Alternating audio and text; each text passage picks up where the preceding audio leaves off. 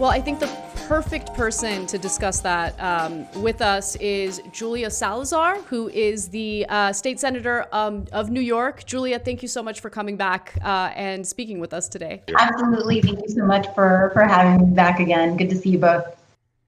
Good to see you. So I don't know how much of the conversation we were just having was something you could hear, but I really want to get your take on it. So, Julia, there's like this ongoing ridiculous debate among members of the Democratic Party regarding why they lost when it came to the House, and they, of course, failed to take control of the Senate. Now, of course, the moderates are arguing that it's because of defund the police and because of socialism. But, you know, the New York DSA has certainly seen a lot of success running on policy proposals that moderate Democrats claim would just destroy them. So can you talk a little bit about that? Yeah, absolutely.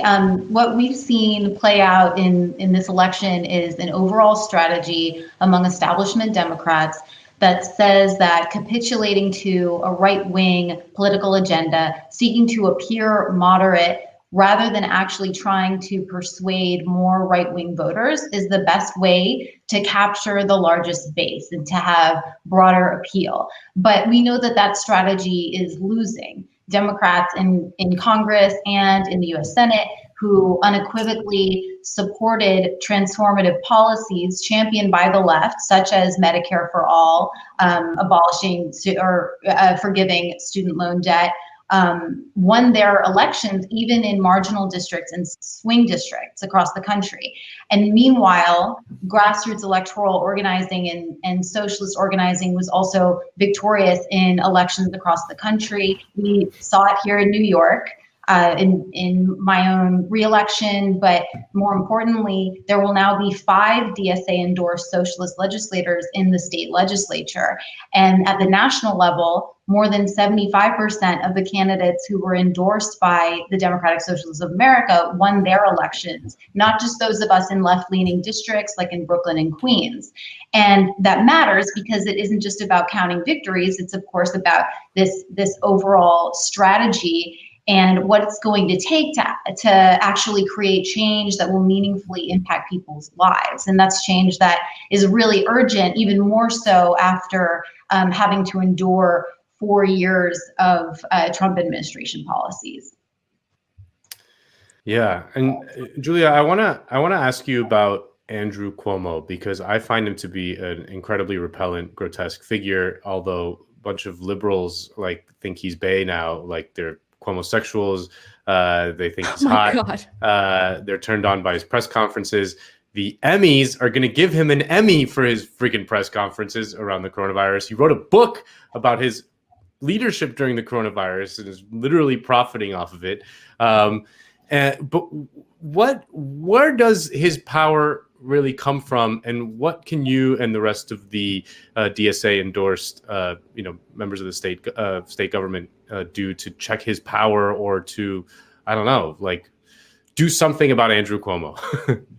Yeah. So Governor Cuomo, he's a bully. The way that he operates and the way that he maintains his power is by trying to make people politically or otherwise dependent on him.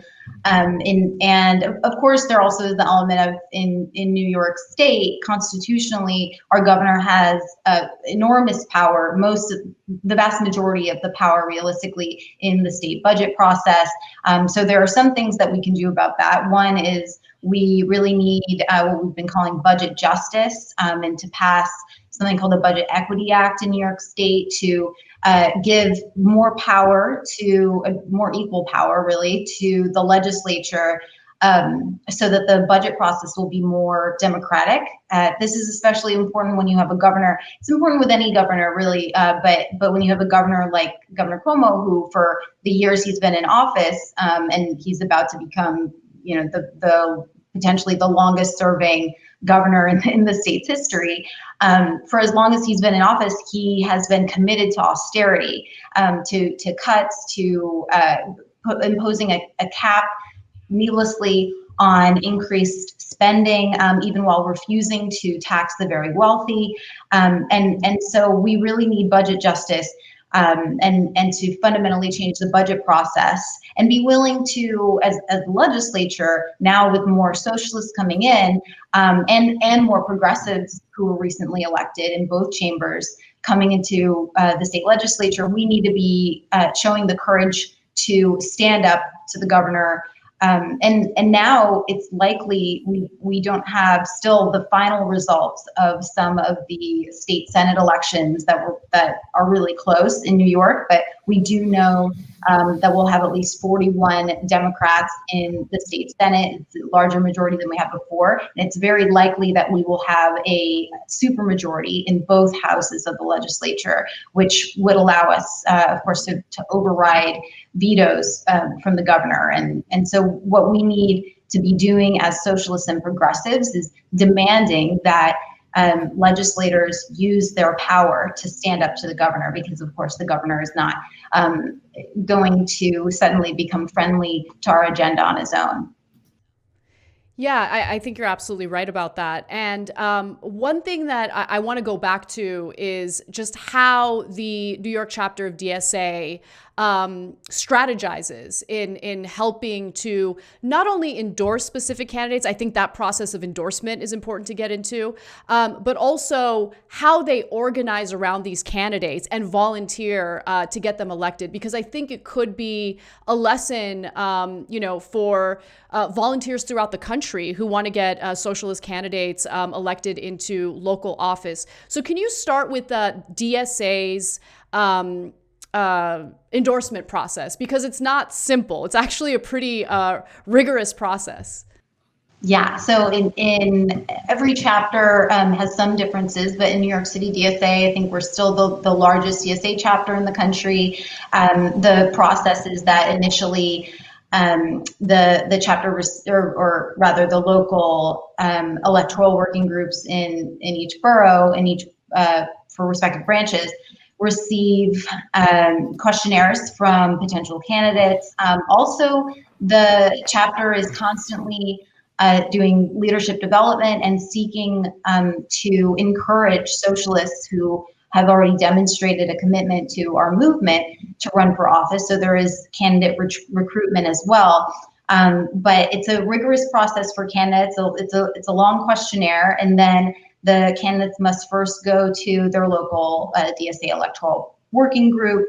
After if the electoral working group recommends them for endorsement, they then go to their local branch and seek support from the branch, and then finally they go to our chapter's political leadership body, the citywide leadership committee, which makes a final decision about endorsement. So it's a very democratic process, and it's one that really seeks to include as much as possible all of the members in the chapter, even in a chapter as large as ours, which I think has like 12,000 members at this point. So it's a pretty rigorous process, and what's really most important, I think, about it is, or why it's so rigorous, is because it's a commitment to do the field work to get someone elected without the resources of accepting corporate PAC money or real estate money, which of course has an enormous influence in New York State politics. Without that dirty money, it's all the more important that we have organized people power to support our candidates and our campaigns. And so that's really what DSA is committing to when they make an endorsement, rather than just a sort of stamp endorsement. Yeah, the endorsement is just, by its very nature, an incredibly democratic process. And, you don't really see that with other organizations. But Nando, did you want to jump in? No, I think this is like a very important thing for people to understand this because we don't really have political parties in the United States the way we typically understand them. We don't have political organizations, or at least not as many or as kind of robust as we might have in other countries. Just like so the endorsement, say you get endorsed by DSA. then what happens? And then say you get endorsed by DSA, and then you win, and then you turn into a neoliberal shill. What happens then? More importantly, because that's disciplining politicians to like yourself to sort of maintain the party line is an important part of the process. Accountability is absolutely critical, and what we're seeking to create, and obviously it's somewhat new because the DSA has not for very long had DSA members who are actually in elected office or DSA endorsed candidates, right? The Senator Bernie Sanders, of course, both as a U.S. Senator, but also as a presidential candidate, has had DSA support. Myself, Congresswoman Ocasio-Cortez, and now many dozens actually of candidates across the country who won their elections. The question is about co-governance. So for me personally, on a weekly basis, myself and now the newly elected legislators endorsed by our DSA chapter are meeting with a committee of members in the chapter every week to talk about policy, to strategize, to talk about internal organizing in the legislature and how we're actually going to achieve the agenda that we run on and that our members support. That sort of, it really is just about regular accountability and communication. And it does underscore the importance of us not taking corporate money or taking funds from private interests, because if we did, then our accountability, who we are accountable to, would be divided and it would be compromised, rather than us just being accountable to the people and to the working class. So it's all the more important that we maintain that commitment and that any future endorsed candidates also commit to trying to get corporate greed and corporate dollars out of politics and starting with ourselves.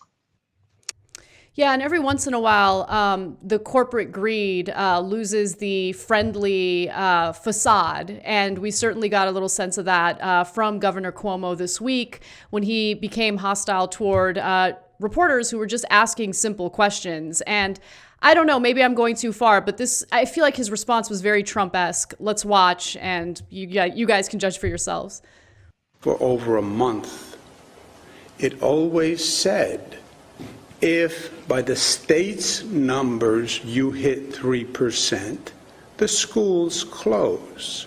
What's going on here is nothing that the law hasn't said for over a month. We then had the test out procedures. If you were paying attention, you would have known we closed the schools in New York City 2 weeks ago. Remember when we did an orange zone and a red zone in Brooklyn and Queens, and we closed the schools? Don't you remember that? It was 3 weeks ago. Okay, so what are you talking about? What are you talking about? You're now going to override. We did it already. That's the law. An orange zone and a red zone. Follow the facts. I'm still confused. Well, then you're confused. I'm confused, and then I'll tell you what, Jimmy.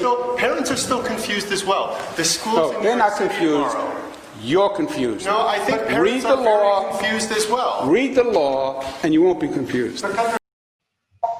So, that's so just Cuomo, Emmy. That's just Emmy gold right there. I'm not joking. The Emmys are going to give him an Emmy for his press conferences for like shit like that. They're going to give him an Emmy. No, it's why do they love it's this insane. man? Because all he needed to do was show up for press conferences. Like, that's literally all he needed to do. The bar is set so low that that's all it took. But if you look at like the substance of his response to this pandemic, I mean, Julia, you mentioned the austerity. I mean, the fact that he was willing to cut funding to healthcare in the middle of a pandemic, in the beginning of the pandemic. And he's like going around talking about how fantastic he's been in response to this. Can you elaborate on that a little more for people who don't live in New York, who don't necessarily know how awful he's been? Absolutely. And it's important that they do know what Governor Cuomo has actually been doing, what they don't see in the press conferences, because people have been watching the governor all over the country. I talked to my family in another state, and they'll say, "Oh, the governor of New York seems to be doing a great job," is what they were saying in the spring, and they would tune into his press conferences, knowing that, of course, the pandemic was really severe here. And that's what people forget, is that the governor and the mayor of New York City as well, both were relatively slow to take the action that was absolutely urgently needed in order to prevent literally hundreds of thousands of deaths in our state. Even now, the death toll in New York State compared to every other state in the country, it just doesn't even compare. I think it's double the state with the next highest number of people who died from the virus, and so that is not that doesn't demonstrate that he has successfully managed this pandemic, but he is a bully and he presents confidently in his press conferences. I really don't know why they felt that he deserved an Emmy for his performance, but I think that it does sort of demonstrate that it is a performance, right? So in that regard, maybe an Emmy is appropriate. The governor performs as though he is fearlessly leading our state, and then meanwhile is proposing Medicaid cuts, as you said, in the middle of the pandemic that we as the legislature had to fight, that would have been devastating for our safety net hospitals, our public hospitals that rely the most on those funds. And this isn't a time when we should be increasing the Medicaid reimbursement rate at the state level, when we should be dedicating more. And, that's really what we should be learning from this pandemic. But I don't think that he mentions that in his book, which he also, at the same time, had the audacity to write a book about, how he successfully managed a pandemic before there was even a second wave that we're now seeing in New York State. So it's just appalling. And the context, is that he has been committed to policies like this, to austerity, for years, and there now is a popular movement in our state to try to pass a series of revenue proposals taxing the very wealthy. Our state has more billionaires than any other state in the country, and they're not paying their fair share of taxes, of course, and they're Governor Cuomo's friends. So he's resistant to these proposals to increase taxes on the wealthy in order to pay for the social programs that our state really needs to survive. And in order to survive, especially during a pandemic, when we are asking people to stay home, and when many people really can't continue to safely work. And so the fact that he has been lauded by some as handling this pandemic skillfully is just not the reality that those of us see in New York who follow his policy proposals and his agenda. I want to ask about that what you just mentioned, this proposal to tax the rich. I mean, obviously, taxing the rich is something that governments have struggled to do throughout the Western world. I find it kind of fascinating that at the heart of like global capital, New York City, Wall Street, there is also this kind of emerging DSA caucus within the state government. What are the challenges that exist to taxing the rich, and assuming that you do manage to extract some money from them? What are the top priorities that you would have for distributing it? Yeah, I think in this moment, we need to make sure that everyone When we're saying that people should shelter in place, we have to make sure that people have shelter. There are tens of thousands of people who are experiencing homelessness in New York City alone. And it doesn't need to be that way. We have the resources to make sure, and in fact, it's actually more cost effective over time to implement a homes guarantee, to actually provide housing or a housing first model for people who are, for everyone, but particularly for people who are experiencing homelessness. We need to, what's been referred to as canceling rent. I'm the lead sponsor of a bill in the state Senate that would forgive rents and also mortgages for people who have lost income due to the pandemic. It actually, earlier you spoke about the curse of means testing and why it's bad public policy. And so we need legislation like this, policy like this, that says, you know what, the impact has been so rampant and severe in our state, people not being, losing their jobs, not being able to pay their rent, that we need to universally forgive rent and then, start from the people who need it most, and provide relief for property owners who actually can demonstrate that they've lost rental income and they need that to pay their mortgage, et cetera. And so to me, that's the top priority, but there's so much more. We just received notice from the MTA, the MTA's a new proposed budget, their draft budget, that would amount to a 40% reduction in service in our public transportation system, which is already overburdened. That's terrifying, right? If you rely on the MTA, if you rely on the New York City subway to get around, we need to robustly fund our public transit system, our public housing that has been neglected for many years by the federal government. There's a long list of things that we want to do and that we can do if we just implement economic justice and we tax the rich.